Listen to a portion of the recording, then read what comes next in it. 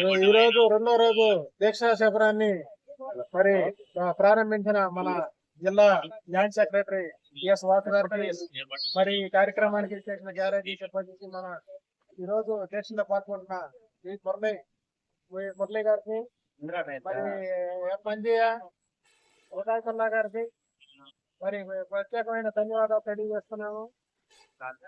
మరి ఈ సమస్య ఎప్పటి నుంచో డిఎం గారిని మరి సాల్వ్ చేయమని కోరుకుంటూ నేను డిపో సెక్రటరీగా ఉండ కాలం నుంచి మరి ఎన్నో మెమోరానాలు ఇచ్చి మరి ఎంతో సానుకూలంగా స్పందించమని ఆ సమస్యను న్యాయమైన సమస్యను పరిష్కరించమని మరి కోరటం జరిగింది.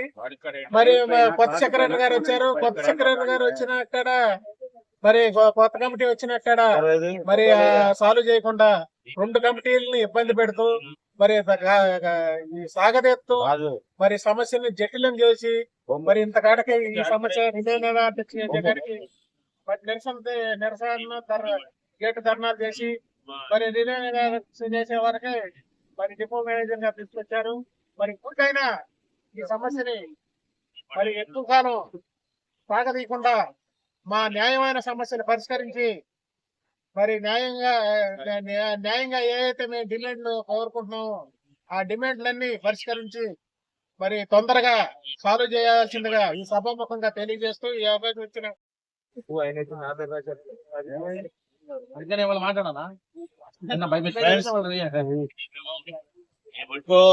కమిటీ యొక్క తీర్మానం అలాగే పై కమిటీల తీర్మానం ప్రకారం ఎక్కువ సమస్యల మీద ఒక నెల రోజులుగా శాంతియుతంగా చాలా సహనంతో మనం పనిచేసాము, ఎదురు చూసాము సమస్యలు సాల్వ్ అవుతాయని.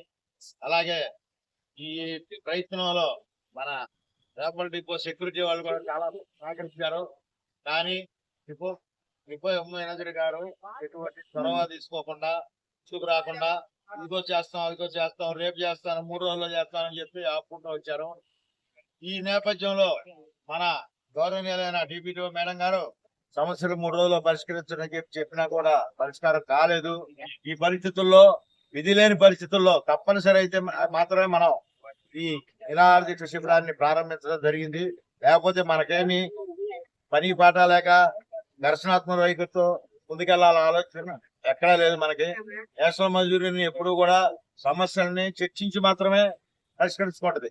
ఈ పరిస్థితిలో మనం వెళ్ళాం తొందరగా మిగతా వాళ్ళకి మళ్ళీ, కానీ వెళ్లాల్సిన పరిస్థితి డిపో మేనేజర్ గారు కల్పించారు. కాబట్టి ఎప్పటికైనా సమస్యను పరిష్కరించాలని చెప్పి మేము కోరుకుంటున్నాం. ఈ రోజు దీక్షా శిబిరాన్ని సందర్శించడానికి మన జోనల్ సెక్రటరీ గారు, జిల్లా సెక్రటరీ గారు, రాష్ట్ర కార్యదర్శి ఇంకా జిల్లా నాయకులు వస్తున్నారు. తొందరలో వస్తారు, ఒక అరగంటలో. ఈలోపు కార్యక్రమం స్టార్ట్ చేయమని చెప్పారు. వారు అనుమతితో స్టార్ట్ చేశాము.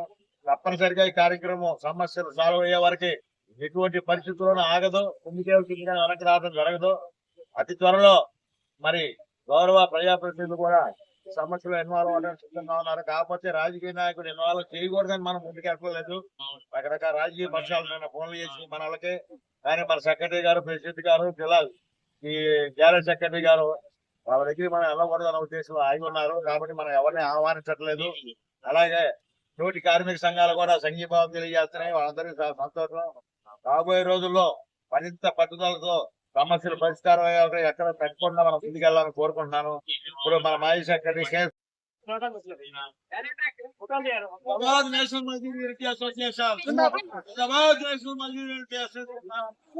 పోరాడతాం మన సమస్యలు తీరే వరకు. డిపో సమస్య పైన మరి నిన్న మొదటి రోజుగా దీక్షా శిఖరాన్ని ప్రారంభించాం. అలాగే ఈ రెండో రోజు కూడా మరి ఈ దీక్షా శిఖరంలో కూర్చుంటారని మన సోదరులు ఉన్నారు. మరి మురళి గారిని మన నాగేంద్ర గారు అదే తొలాగే దీక్షా శిఖరాన్ని ప్రారంభించాల్సి కోరుతా ఓకేనా?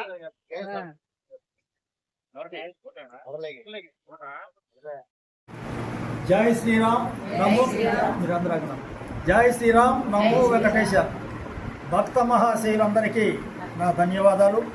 బాపట్ల జిల్లా రేపల్లి మండలం చిన్న అరవపల్లి గ్రామంలో వేంచేసి ఉన్న రామాలయంలో ఈరోజు మనం సత్సంగం గ్రామ ధార్మిక సమితిలో భాగంగా ఈరోజు రామాలయంలో ఈ నెలలో జరగాల్సిన మండల మీటింగు జరుపుకొని చర్చించుకున్నాం. ఈ నెలలో జరగాల్సిన సమీక్ష కార్యక్రమం నిర్వహించి భజన హారతి కార్యక్రమం నిర్వహించాం. భక్తులందరూ వచ్చారు. భక్తులందరూ వచ్చి భగవంతుని సేవించి భగవంతుని కృపకు పాత్రలయ్యారు. జై శ్రీరామ్ నమో వెంకట. నశించిపోతుందని, మత మార్పిడి జరుగుతుందని మన సమర్థ సేవా ఫౌండేషన్ వారు చుట్టుపక్కల గ్రామాలు తిరిగి గ్రామ ధార్మిక సమితిని ఏర్పాటు చేసి గ్రామంలో ఒక గ్రామ కన్వీనర్ని ఉప కన్వీనర్ని నిర్వహించి వాటిని కూడా మనకు తోడుగా ఉంటారని, మత మార్పిడి జరగకుండా ఆపుదామని మనకు సహాయంగా ఉంటారని గ్రామ కన్వీనర్ని ఉప కన్వీనర్ని ఏర్పాటు చేయడం జరిగింది ఈరోజు. జై శ్రీరామ్ నమో వెంకటేశ్వర. జై శ్రీరామ్.